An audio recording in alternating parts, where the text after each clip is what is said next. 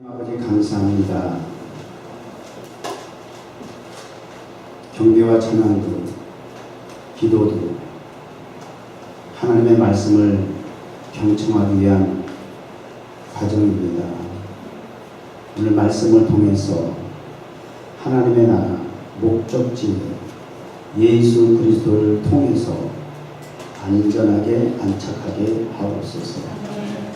예수님의 이름으로 기도드립니다.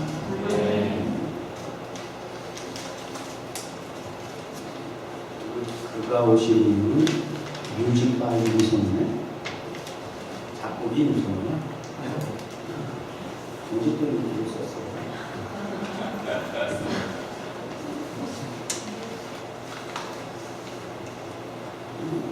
오늘 준비한 자료를 하는데 흐뭇한 사진 찍어볼까요?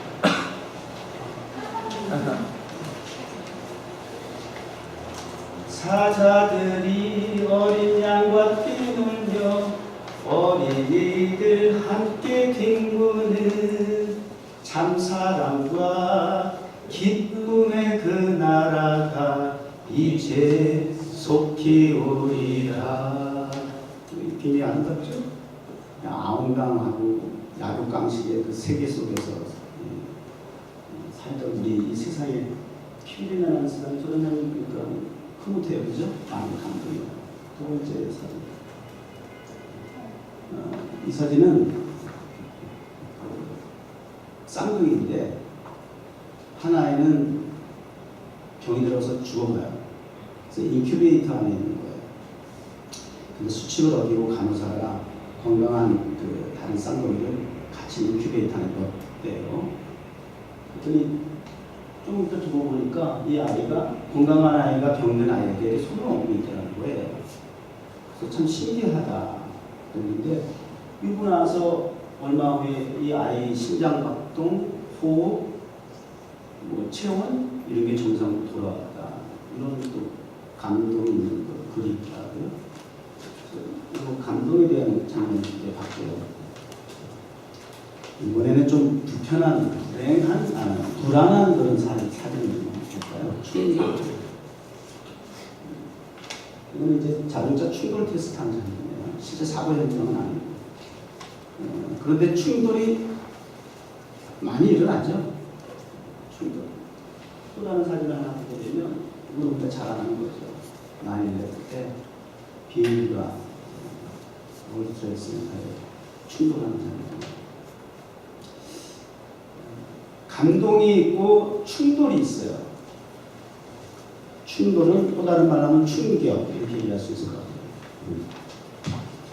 어떤 사람이 변화작용을 하는 데 있어서 감동이 강할까 충격이 강할까. 이상하게 감동은 오래가지 않아. 감동적으로. 근데 이 충격은 굉장히 선명해요. 이게 오래가고 바꾸어지는 효과가 있어요. 그래서 이 충돌이 그런 면에서는 꼭 부정적인 면으로만 볼 것이 아니라 필요에 의해서 어떤 과정 속에서 성장하고 성숙하고 변화를 일으킬 수 있는 그런 수단이 도구가 된다라고 합니다. 그런데 그 충격이라고 하는 것은, 충돌이라고 하는 것은 대처하는 두 가지 방법이 있어요. 하나는 흡수하는, 이게 이제 충돌에 대해서 이제 자동차가 가급적이면 사고가 안 나면 더 좋지만 사고가 나면 좀 더 안전하게 만들어서 생명을 보호해주면 좋잖아요. 마음대로 되는 건 아니잖아요. 인생사 새옹지마라는 말 아세요? 문자인데 들어는 봤어요? 의미는 아세요? 변화무쌍하다는 말이에요. 내일을 예측할 수 없는 많은 사건과 사고로 살아가는 것이 굉장히 험난하다. 예측할 수 없는 일들이 늘 비일비재하게 일어난다. 그런 뜻이라고 해요. 이런 가운데서 우리가 자동차를 타고 다니지만 항상 안전할 수는 없어요. 내가 방음주를 잘해도 또 상대방이 나를 또 와서 방어해. 그랬을 때 이제 가장 안전하게 보호할 수 있는 그런 부분들을 이제 다른 연구해가지고 이를테면 자동차, 뭐 충돌이라는 게 자동차만 일어나는 건 아니지만 한 예로 그래서 필요한 장치, 요즘 뭐 레일을 벗어나면 삐삐삐삐삐 뭐 울리는 장치, 안전장치도 있기도 하고 참 운전하다 보면 레일 벗어난 사람 참 많아. 운전이 서툴러서 그런지 몰라요. 이렇게 보면 할아버지 할머니도 계시고 그래서 삐삐삐 소리가 나든지 요즘 또 한국에 이 졸음운전해가지고 또 대박 사고 큰 대형 사고들이 자주 일어나더라고요. 그러니 뭐 멀쩡히 막 차선을 건너가서 상대방 오는 차선 가서 들이박는 건 어떻게 할 거예요. 그러니까 그런 여러 가지 충격적인 일들에 대해서 대비를 하기 위해서는 나름 이런 안전장치가 필요하고, 그래서 인도나 운전석 쪽에 이런 데는 사이드 쪽에는 뭐래요 요즘? 에어백 같은 것도 하고. 이게 이제 안전장치잖아요. 안전수칙을 잘 지켜야 되고, 안전운전을 잘 해야 되고 하는 것들, 모든 것들이 이 충격과 충돌을 대비하게 하는 방법이죠. 이 충돌을 했을 때에 어차피 충돌을 해야만 한다면 충격 완화를 하기 위해서는 첫 번째 흡수하는 방법이 있어요.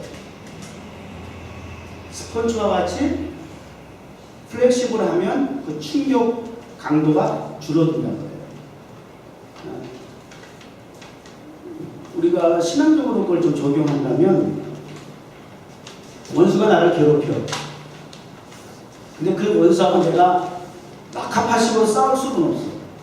대항할 수는 없어. 그럼 어떻게 이길 수 있을까? 흡수하는 거야. 원수도 사랑하라. 이게 아마 성경적으로 뭐 흡수하는 거겠죠.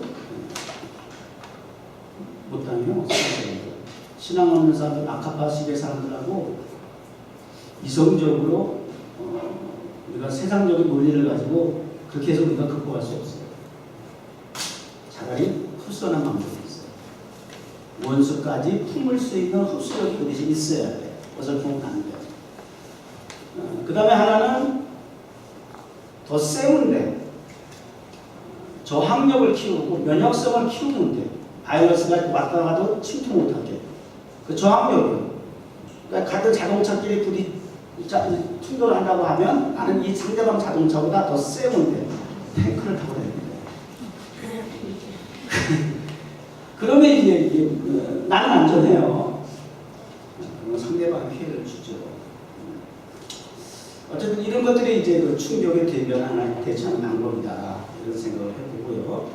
우리는 감동적인 일이든 충돌하고 충격적인 일이든 이렇게 말씀을 통해서 우리가 어떻게 대처해야 할까 이런 것들 그걸 성경을 통해서 구체적으로 디테일하게 들어가 살펴보려고 합니다. 자, 본문 열어주세요.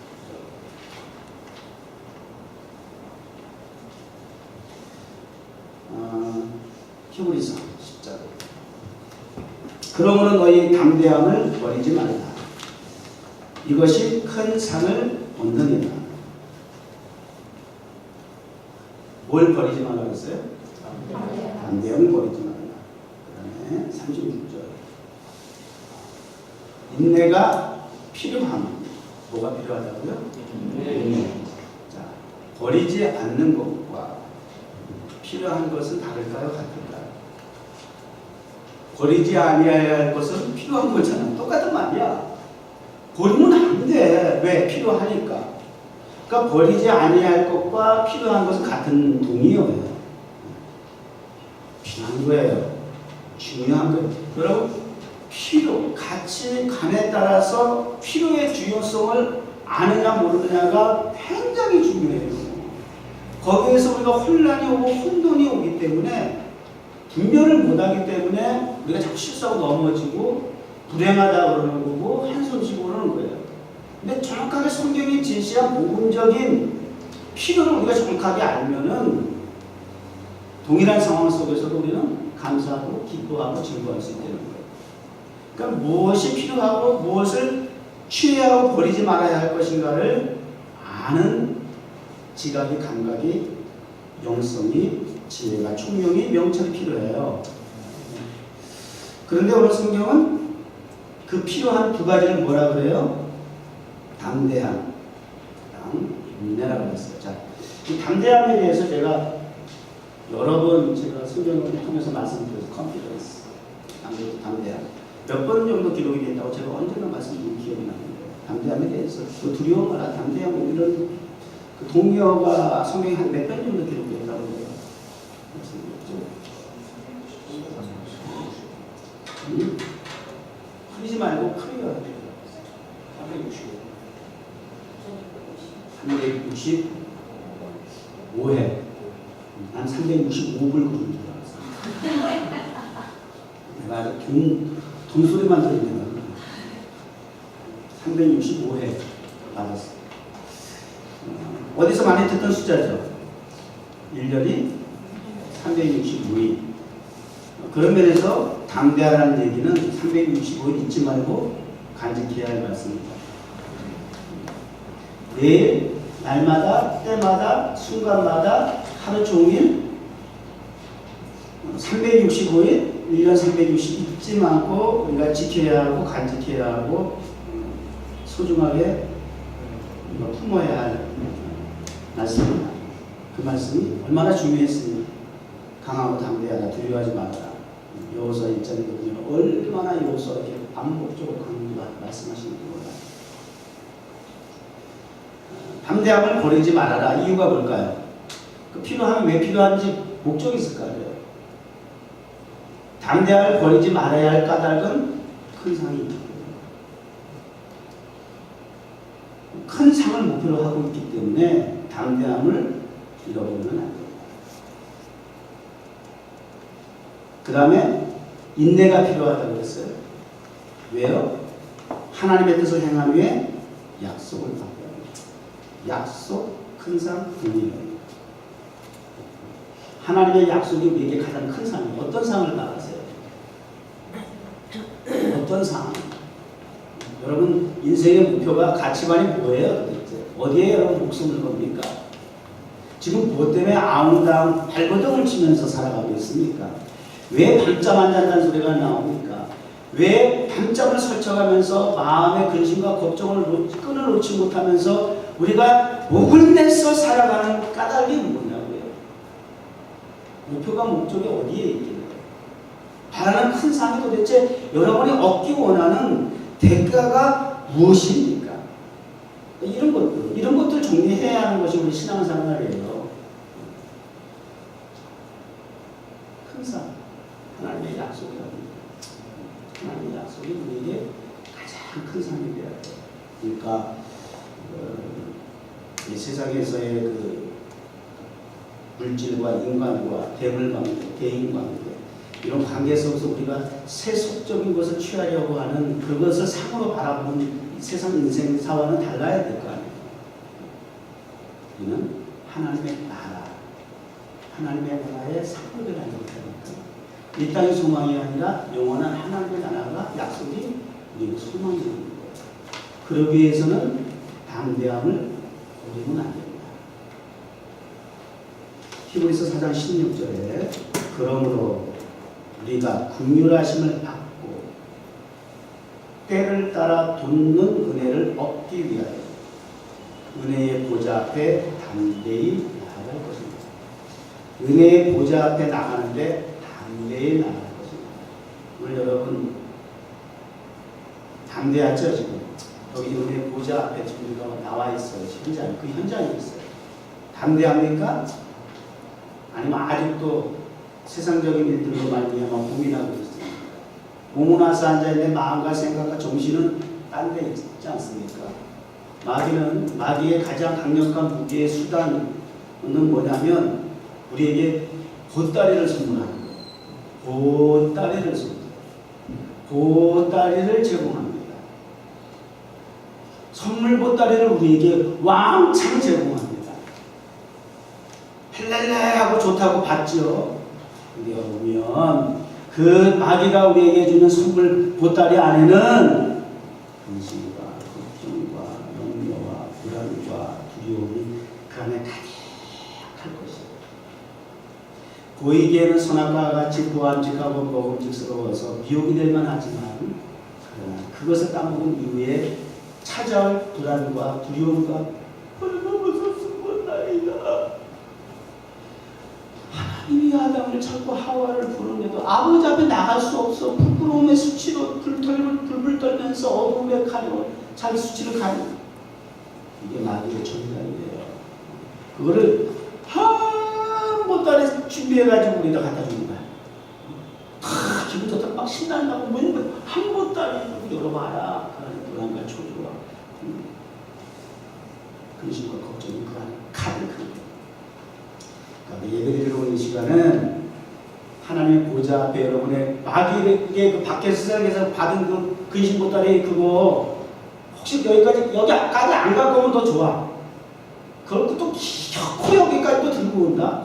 그 무거운 거, 그 불편한 거, 그걸 마음의 짐을 다 밖에 털어버리고 들어오면 더 좋은데 그거에 미련이 있다고 그거 끝까지 여기까지 갖고 올라와. 계단을 걸어서 끙끙대면서 그 보따리 가져와가지고 여기 앉았는데도 그 근심 보따리 가져와. 그대로 가져와. 그거 다 이제는 늦지 않았으니까 주님의 십자가 보좌 아래 다 놓고 가서 주님이 다 우리 때문에 그 근심과 걱정이 되는 죄의 대가를 다 지불하셔가지고 십자가 나를 죽으셨는데 그 십자가 밑에 내려놔야죠. 그게 예배예요. 보좌 앞에 나와야 되는 은혜의 보좌 앞에 담대히 나아가야 한다. 왜냐하면 때를 따라 돕는 은혜를 얻기 위해서. 때를 따라 돕는 은혜는 최고하네. 적재적소에 사람의 문제가 다 달라. 천차만별이에요. 인생의 생사화복, 뭐 인생의 기승전결을 이야기하지만 그 문제의 파도는 높고 낮음은 질과 양은 다 다르더라니까. 어쩜 그렇게 다른지 몰라. 저 사람은 행복하겠지. 더 내가 갖지 못한 더 큰 불안의 요소를 가지고 있어요. 그게 인생사예요. 그게 세우지만은 표현을 합니다. 거기서 이거예요. 그런데 그런 만 가지의 이유가 조건이 사정이 있다 할지라도 우리가 하나님의 보좌 앞에 담대하게 나가게 되면 이 모든 상황을 초월해서 때를 따라 적재적소에 맞는 돕는 은혜를 주시는 거 아니에요? 이런 문제를 누가 해결해 줄 건데? 세상에 권력자가 재물 있는 자가 해결해 줄 수 있다고요? 아닌 것 같아요. 병든 사람에게 의사가 해결될 것 같아요? 아니더라니까. 아니. 돈이 없으면 돈 많은 사람이 나한테 도와주면 될 것 같아? 아니에요. 그건 일시적인 거고요. 또 보이는 것이 다가 아니기 때문에 그게 소금입니다. 또 요한일서 3장 22절에 보면 사랑하는 자들아 만일 우리 마음이 우리를 책망할 것이 없으면 이게 굉장히 좀 불편하지만 이게 굉장히 의미 있는 말씀인 것 같아요. 하나님 앞에 담대함을 얻고 하나님 앞에 담대함을 얻는 또 하나의 전제 조건 중에 하나가 만일 우리 마음이 우리를 책망할 것이 없으면이라는 것이 있어요. 쉽지 않죠. 남은 나를 몰라요. 그러나 나는 나를 알아요. 늘 하나님 앞에 그래서 설 때마다 부끄러워요. 아담이 부끄러워 숨었나이다. 그 마음, 그 심정 다르지 않아요. 그럼에도 불구하고 담대히 나가서 그 문제를 해결해 보겠다고. 하나님은 이제 담대하게 하나님 앞에 나오도록 많은 제사장의 지위를 부여해 주셔가지고 이제 우리 각자를 다 직접 보좌 앞으로 인도해 주셨거든요.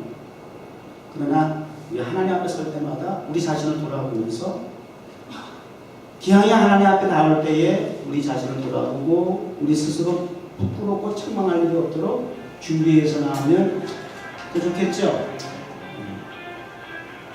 그러면 22절 무엇이든지 구하는 바를 다 그에게 안나요. 이런 전제 조건을 조금 우리가 해결할 필요가 있어요. 그러면 무엇이든지 구하는 바를 그에게 다 안나요.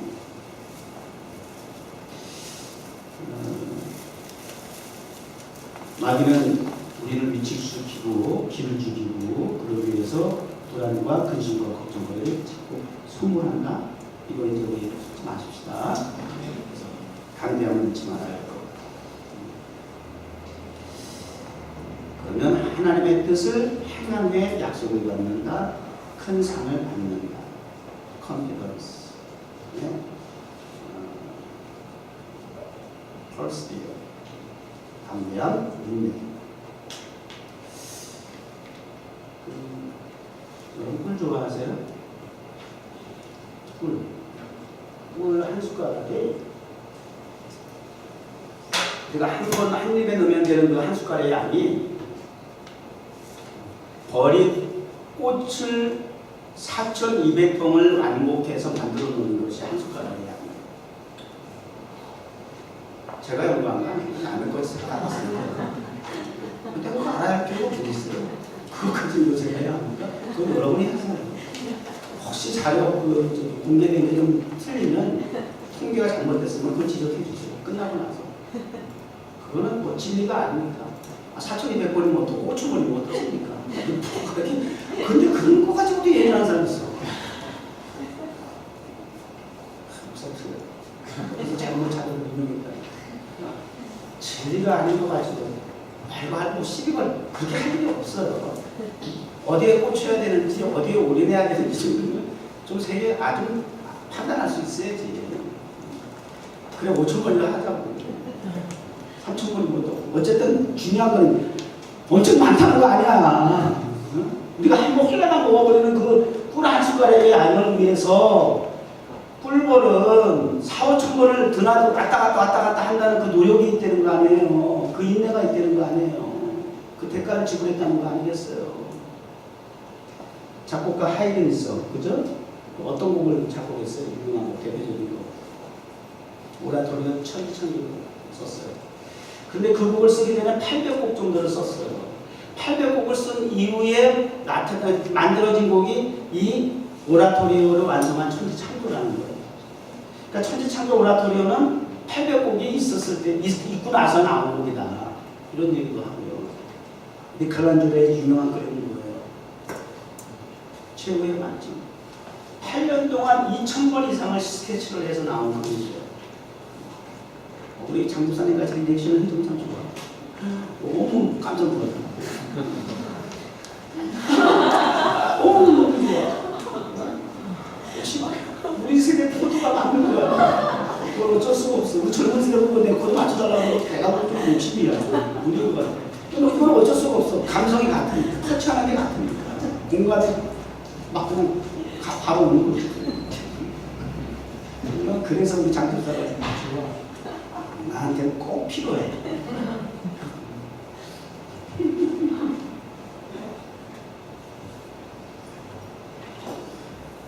여러분 목표도 있고요. 의미 없는 목적을 가지고 살아가서 맹목적 무가치 무의미한 이런 삶을 영위해서는 안 되지 않겠어요. 몇천 번을 왔다 갔다 하도 꿀벌 하나도 그 꿀을 위해서 그렇게 나를 하나님 창조주의 그 원리대로 기능대로 자기 자리에서 그 일을 한다는 거 아니겠어요? 하루 그러다 죽을 망정.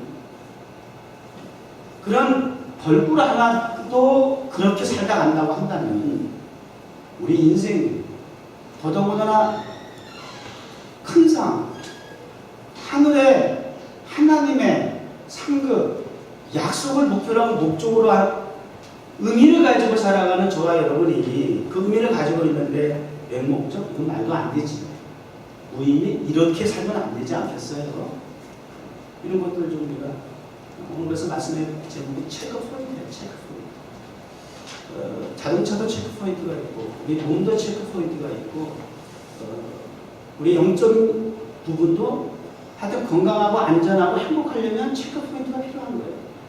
이런 부분들을 우리가 점검해 볼 필요가 있겠다. 영적인 건강하고 예배들도 체크포인트 하는 거예요. 그래서 내가 담대한가 그거 한번 체크포인트 해보고 나는 자네 오늘 경배와 찬양하는데 파워가 우리 자네 처음에 우리 경배와 찬양 무대에 그 무대에 섰을 때 알죠? 이 손도 다 떨어졌어요. 우리가 듣는 우리가 막 불안할 정도로 바이브레이션이 장난이 아니었어요. 이게 이래가지고. 그래서 한 목사님한테 자기 절대 못한다고 정말 그리고 거부했었대요. 그렇죠? 그런데 지금 오늘 보셨죠? 너의 목소리가 들려. 자네 목소리가 들리고 또 언젠가부터는 타임스퀘어 광장에서 여기는 또 그 게임도 아니죠. 타임스퀘어 광장 스텝 이 광장 스텝 빨간 계단에서 나보다 목소리가 막상막한 게 성종이고 그 다음에 이제 장례식.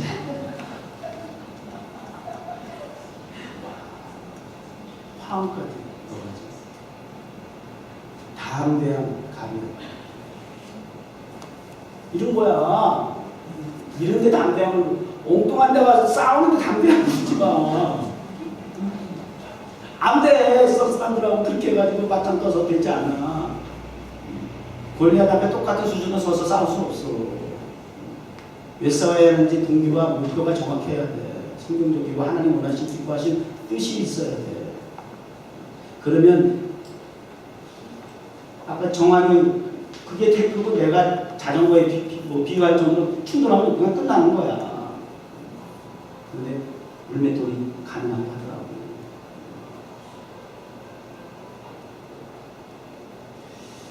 야고보서 1장 12절 시험을 참는 자는 복이 있도다. 이것이 옳다 인정하심을 받은 후에 주께서 자기를 사랑하는 자들에게 약속하신 생명의 영광을 얻게 할 것이다. 시험을 참는 자는 복이 있도다. 그래서 제가 여러 번 말씀드렸지만 우리 신앙의 조상은 저의 할머니세요. 아버지의 어머니, 할머니. 저 이북에서부터 선교사들이 왔을 때 예수를 믿고 시아버지 진사라는 양반이 너 서양 귀신을 택할래 시댁을 택할래 둘 중에 하나 택해서 서양 귀신 예수 믿겠다고 해서 쫓겨났었어요. 자식 둘 아들 우리 고모니까지 해서 딸 아들 둘 자식들 다 놓고 단신으로 쫓겨났어요. 서양 귀신 예수 믿는 이웃 때문에. 우리 할머니 마지막 남긴 유언이 지금도 비석에 있는 것이 참고 또 참아라 이거였어요. 신앙생활의 가장 우리 또 할머니가 그런 걸 하시는 설득력이 있잖아요. 시댁에서 자식 놓고 쫓겨난다는 게 그게 엄마로서 피눈물 나는 거 아니겠어요? 그래서 어떻게 해도 가장 처참하고 잔인하고 절박한 상황이 있을 수가 있겠어요. 아까 한 어린 생명도 저렇게 자기 형제를 위해서 품는다는 게 인지상정 맞나? 아무튼 상관해보세요. 나오는 대로 이 인간의 본성이고 본능이라고 한다는 거예요. 자식을 띄고 떠나야 하는 어머니의 심정이 어떻게 되는 거예요. 그러나 결국 하나님께서 그 자식들을 나오니 품에 돌려보내시고 다른 전도사님 우리 아버지 둘째 아들은 목사님 나누셨잖아요. 그리고 그 목사님 아버지의 대를 제가 또 있잖아요. 저것도 참 나한테 설득력이 있는 것 같아요. 그분이 하시고. 그래서 우리 어르신들은 우리 할머니를 작은 순교자라고 얘기하셨어요. 작은 순교자. 뭐 총명하고 칼맞아 순교한 건 아니지만 그만큼 살아있는 순교자라고 할 만큼 인생사가 고달프셨어요. 정말 참고 또 참지 않았으면 견딜 수 없어요.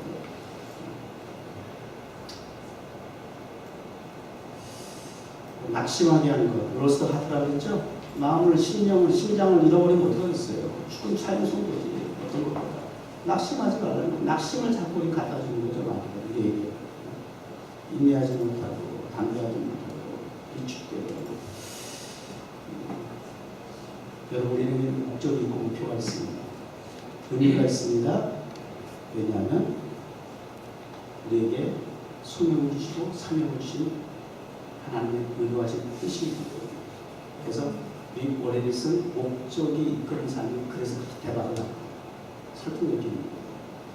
우리는 세상의 목적이 아니라 하나님의 나라, 하나님의 약속이 하나님의 뜻이 목적입니다.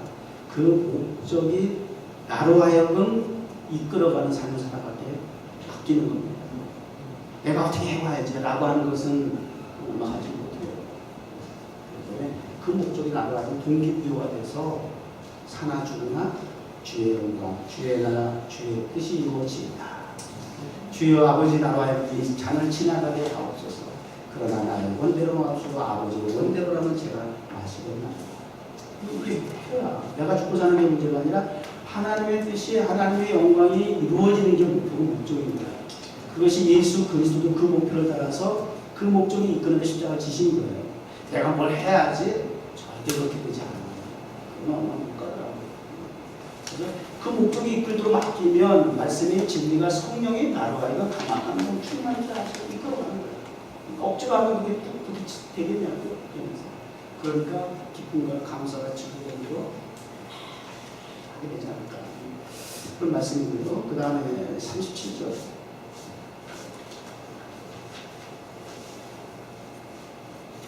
잠시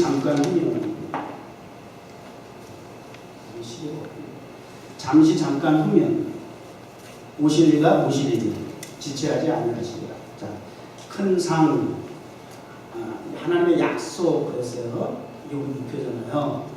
37절에도 동의어가 있네요. 뭘까요? 힌트. 37절. 오시리가 오시리니. 큰 상, 약속, 그것이 오시리가 오시는 거예요. 오시니 예수 그리스도가 오셔야 상도 주시고 상도 받고 하나님의 뜻이 이 땅을 구속하기 위한 약속이 성취되는 거예요. 이게 같은 맥락에서 그런 거예요. 큰 상, 하나님의 뜻 약속, 오시리가 오시는 거. 오시리가 오시는데 타임 잠깐 후면 for in just a very little while. 아주 잠깐입니다. 그 잠깐을 우리가 시계를 가지고 계산하는 힘들고 성경적인 시간 계산은 천년의 하루가 천년 같으니까 그냥 따지지 마세요. 헛자가 계산하려고 하지 마세요. 잠깐, 잠시, 잠깐이면 타이밍이에요.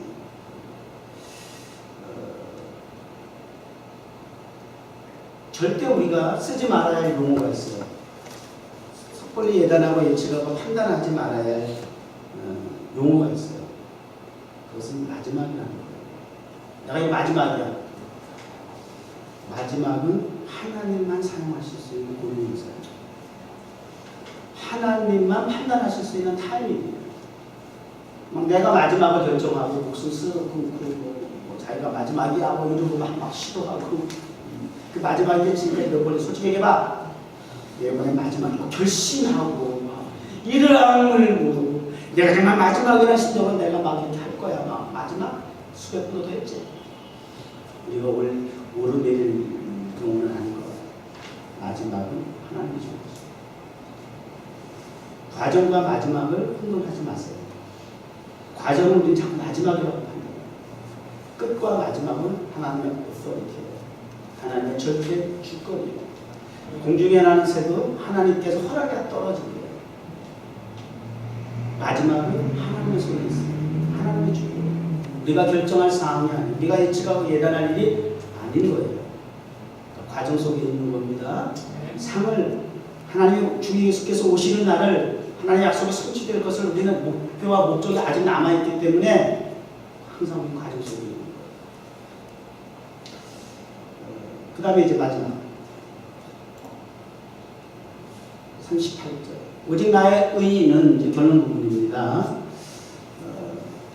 우리가 체크포인트, 담대한 인내, 그 다음에 타이밍. 지금 내가 인생사 속에서 내가 어느 시점에 많이 사역에 있어서 뉴욕 종목교회가 13년차 그리고 앞으로 타임스퀘어를 입성을 앞두고 이미 6년 전에 이미 입성하면 입성한 거지만 뉴욕교회를 앞두고 이제 어떤 타이밍에 대해서 제가 아주 관심이 사실 좀 많은 편이에요. 굉장히 거기에 많이 예민하고요.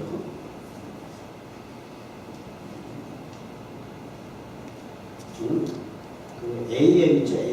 AM, PM이죠. AM, PM을 나는 보면서 이게 다 각자 생각이 다른 거지.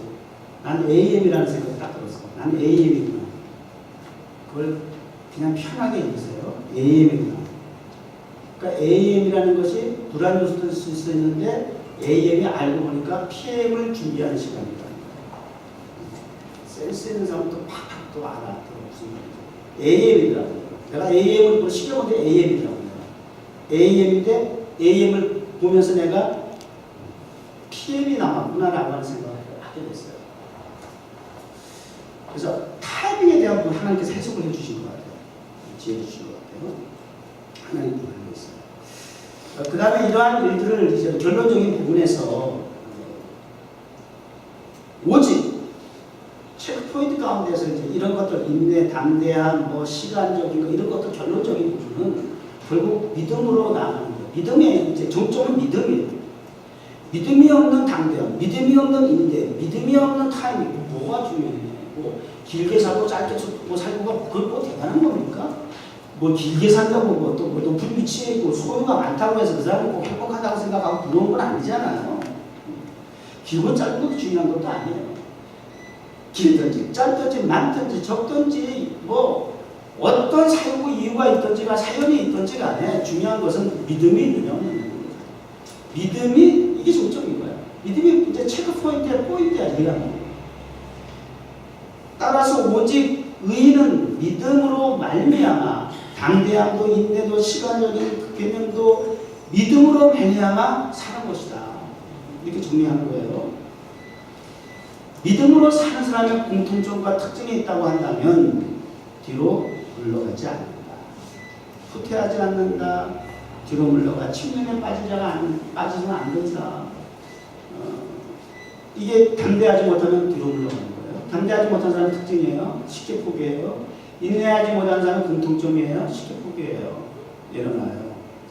우물쭈물 우왕좌왕 갈팡질팡 어쩔 줄 몰라 하고 이거 어떡하지 당황하기만 하고 주저주저 하다가 한숨 쉬고 불평불만 시비거리만 뭐가 잘못됐는데 라고 시비거리만 찾게 되고요. 복잡해져. 믿음은 다르다는 거예요. 이럴 때 이제 믿음이 있느냐 없느냐가 이럴 때 나타나는 거야. 평소에 우리가 잘 몰라. 여러분 믿음이 있습니까? 믿음이 있냐? 우리 이단들이 가장 접근해서 여러분들에게 딱 핵심을 공격하는 게 뭔지 아세요? 교회 전도하면 교회 다니는 여러분 그러죠? 전도하면 뭐라 그래요? 전도지 받으면 뭐라 그러세요? 전도도 받아본 적이 없나요? 전도해 본 적도 없고 받아본 적도 없으세요? 전도는 나와 상관이 없는. 그러면 교회 다녀요 그래요. 나 예수 믿어요가 아니라 교회 다녀요 그래요. 나 교회 다녀요 그래요. 왜 또 그렇게 얘기를 하게 되면 사실 전도하는 사람들이 믿음을 복음을 예수로 전하는 게 아니라 교회에 전하는 성경 경우도 많아. 그러다 보니까 교회 다녀요가 나오게 되는 어떤 그런 부분도 없잖아 있어. 자꾸 교회를 강조해. 교회 우리 교회. 그러다 보니까 교회 다녀요가 또 나올 수도 있어. 교회 다녀요 그러면 두 번째 믿음이 있습니까? 교회 다녀요? 웃어 비웃어. 오히려 기다렸다는 듯이 그래. 너 잘 만났어. 교회 다니니까 알고 교회 한국 같은 교회 교회가 있어. 아무리 교회 다닌다고. 그런 집만 찾아다녀. 알고 접근하는 거야. 교회 다녀까지 우습게 들어. 너 잘 걸렸어. 그러고 나서 도전하는 질문이 믿음이 있으세요? 그러면 우물쭈물해. 그 다음 두 번째 구원 받았으니까 하면 거기는 못 써. 딱 그러면 이제 감정에 맞기 시작하는 거야. 이단들의 전도 그렇게 해요. 그래서 일부러 교회 다니는 사람도 공격해. 그러니까 교회 다닌다고 믿음이 있거나 구원받았다고 보장할 수 있다 없다? 확 치고 들어오면 쑤시고 들어오면 뭔가 이렇게 교회 다니면서 이렇게는 뭔가 알 것 같은데 그래야 딱 그러니까 내게 확 와닿는 게 없는 거예요. 그런 상태에서 늘 다니는 거예요. 안개 속에서 늘 이렇게 이러고 다니는 거죠. 그러니까 탁 들어오면 대답을 못하는 거야. 확신이 없는 거야. 이게 치명적인 약점이야. 그러니까 마소가 특별 기회를 딱 주는 거죠. 믿음. 뒤로 물러나면 안 됩니다. 후퇴하면 안 됩니다. 포기하면 안 됩니다. 그러면 어떤 결과가 오느냐면요. 내 마음이 저를 기뻐하지 않는다. 보세요. 상을 주시고 약속을 이루시고 다시 오신 예수 그리스도께서 기뻐하지 않아요. 기뻐하지 아니하는데 우리가 상을 받을 수 있어요. 기뻐하지 아니하는 나로 인해서 즐거워하고 기뻐 있네. 뭐 담고 너무 멋있어. 너 탐스켜 나가서 그 많은 사람들 가운데 네가 내 이름을 찬양해? 와, 너 우리 주님이 안 기뻐하시고 배겨? 나 쪽팔려서 못하겠어요. 난 죽어도 난 그거 못해요. 정교회는 여러분 주님이 기뻐하시는 일을 하라고 목사가 지금 가르치는 거야. 주님 앞에 가서 나 이거 했어요 저거 했어요 호응 많이 했어요.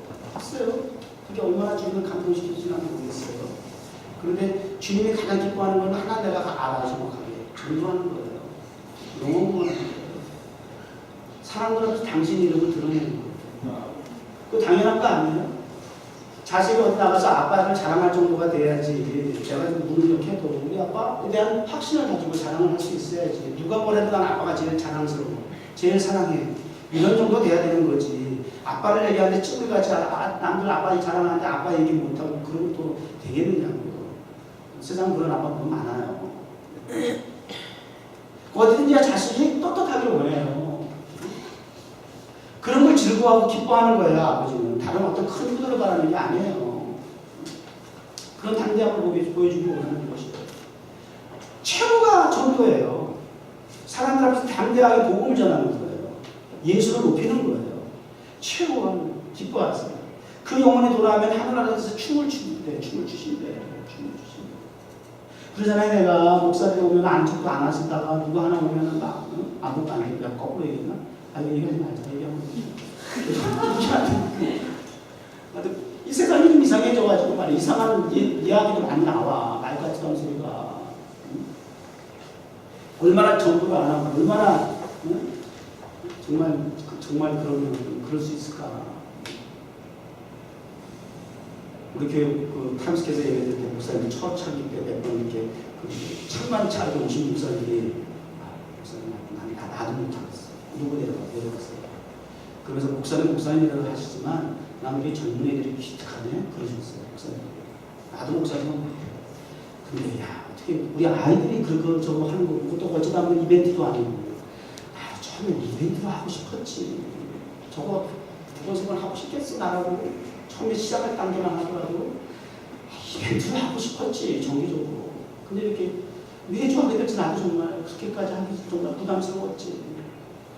그러나 하면 할수록 더 하면 더 할수록 시간이 가면 갈수록 이걸 왜 해야 하는지를 확실하게 하나님께서 증거해 주시고 보여주시고 경험하게 하시니 빼도 박도 못하시니 사는 날 동안 하나님 기뻐하시는 일이라고 확실하게 보여주셨습니다. 환경을 통해서 사람을 통해서 증거해 주시는 것 같아요. 하나님 너무 기뻐하신다는 걸 확실하게 알고 있어요. 그 일을 하는 게 지혜지. 많은 일이 뭐 중요해요? 많은 일을 하려고 하지 마세요. 주님이 가장 기뻐하는 일을 포인트, 체크 포인트. 가장 주님이 기뻐하시는 일에 여러분 투자하세요.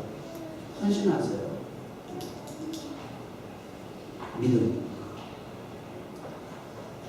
믿음을 통해서 하나님 기뻐하시고 근심하시고 불편해하시고 불쾌해하시고 그런 일을 거예요. 그래서 우리 예수님의 제자들과 공고동락하면서 사실 견디지 못한 게 뭔지 아세요? 믿음이 없어. 내가 너희들하고 언제까지 더 있어야 되는데 내가 안 봐도 성경은 고상하게 문장으로 이렇게 나왔지만 만약 예수님이 내가 예수님이라면 꿀밥을 주어박으면서까지 얼마나 내가 너희와 함께 있어야 되는데 폐역한 세대요. 너무 고상해. 썩 빠진 세대. 이게 직선적인 거야 사실은. 그렇게 표현한 거야. 다른 건 다 포옹하셔. 배려하셔. 그런데 믿음과 관계된 것만큼은 참지를 못하셔. 의문을 느끼셔. 왜? 그것이 주님이 이 땅에 오신 목적이고 제자들을 양육하는 이유이기 때문에. 사명이기 때문에. 목사가 교회를 목회하는 이유가 대형교회 세우고 큰 건물 세우는 것이 목표가 되어야 된다면 빨리 그만둘수록 그게 행복할 거예요 아마. 그러나 한 영혼이 천하보다 귀하다는 불신자를 주께로 돌아오게 하는 것 첫째이죠.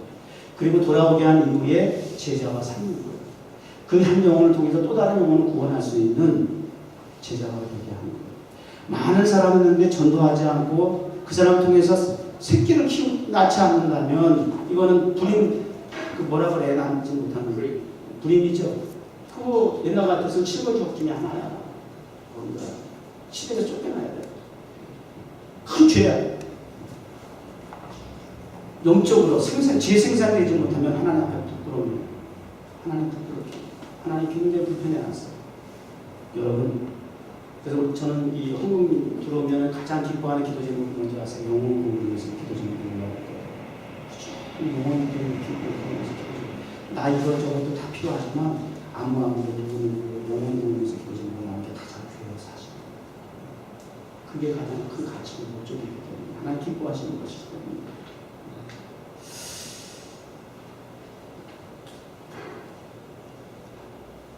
자, 우리는 뒤로 물러가 침륜에 빠진 자가 아니요 오직 영혼을 구원하는 믿음의 목적지는 어딘지 아세요? 구원합니다. 믿음 쇼 아닙니다. 쇼가 맞아요. 내가 쇼라고. 믿음이 쇼고 예배가 쇼라는 얘기 하는데 이게 오페가 자꾸 잘못 해석이 되고 왜곡이 돼가지고 문제가 되는 거지.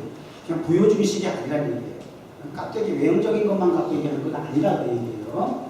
그러나 믿음은 안에 것을 보여줄 수 있는 쇼가 되어야 된다고 제가 설명했어요. 절대 감추어지는 것이 아니에요. 그 믿음의 최종 목적지는 구원함이잖아요. 그 구원함에 이루는 믿음을 가질 수 있기를 바랍니다. 건강한 교회에 세워나갈 수 있는 예수 그리스도 코너스톤, 리빙스톤 대신 예수 그리스도를 중심으로 세워나가면 건강하겠죠. 믿음은요, 성경에 보면 가짜 믿음, 진짜 믿음, 큰 믿음, 작은 믿음, 강한 믿음, 약한 믿음, 단단한 믿음, 든든한 믿음, 반석과 같은 믿음, 이렇게 다 있어. 믿음 종류가 여러 가지 있더라고. 그러니까 믿음이 항상 이게 변수가 있는 것 같아. 믿음 다 똑같지 않아. 그죠? 교회 안에 다 똑같은 믿음을 갖다고 볼 수 없다는 거예요. 이렇게 종류가 많아. 그 중에 여러분 어떤 믿음이에요? 큰 믿음, 강한 믿음, 담대한 믿음, 견고하고 반석과 같은 믿음 되세요? 비가 오고 비가 오고 창수가 나고 이렇게 되면 넘어지는 그 건물에서는 집이 돼서는 안 되잖아요.